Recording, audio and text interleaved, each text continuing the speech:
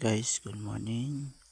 Ngayong umaga guys, naluto ang aking ate ng yung ulam. Ito guys, merong mamaya guys pakita ko ito. Ito yung merong atay, tapos merong mga iba-ibang karos ito guys.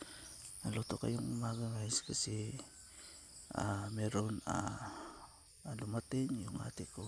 Siya nagluto ngayon ng ngayong umaga guys. Ito yun merong karos. Mamaya guys pakita ko sa inyo. Ito yung nilaluto namin sa umaga ngayon dito sa probinsya. Ito lang ay yung madaling ulam guys.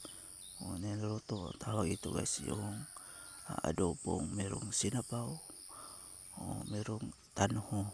Mamaya guys pakita to siya guys. Ito lahat. Ito siya guys. Ito na yung resulta. Naluto na siya guys. Maraming ginalagay dito sa ate ko. Siya nagluto ngayon sa umaga. Ito guys. Maluto na dito siya guys. Pinakulo lang para hindi to siya tawag ito. Merong ilagay ito siya. Maraming nilagay ito siya mga guys. Ito yung nakulo na. Mga 15 o 16 seconds ito guys. Hindi na ito siya kunin, ito siya halo-halo ito siya para pantay yung nang luto. Yung ate ko nang luto ngayon guys kasi magaling siya maluto. Ito yun guys. Maraming ipang lalagay dito sa naluto ito. Ito na yung resulta guys. Parang adobo siya pero hindi siya ubos yung sabaw. Masarap ito siya guys. Kasi ngayon ito lang inaluto niya din. Malagyan yung mga atsal.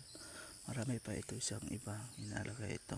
Kasi ito paborito sa aking nanay, yung kapatid ko.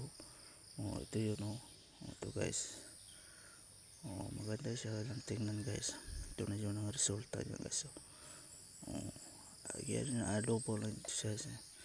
Hindi na siya inalagyan ng apoy kasi dali lang siya na hindi siya matigas. Ito siya guys.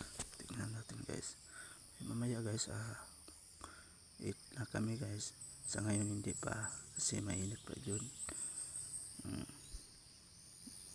Ito rin yung mga lagay dyan guys. Parang merong kamuting kahoy guys. Yung yellow, merong carrots. Ito lang yung inaluto ngayon guys kasi wala nang iba. Minsan lang ito. Tapos minsan lang din yung ate ko kapatid. Ito siya nang luto ito ngayon. Ito na yun guys. Yung mga atay.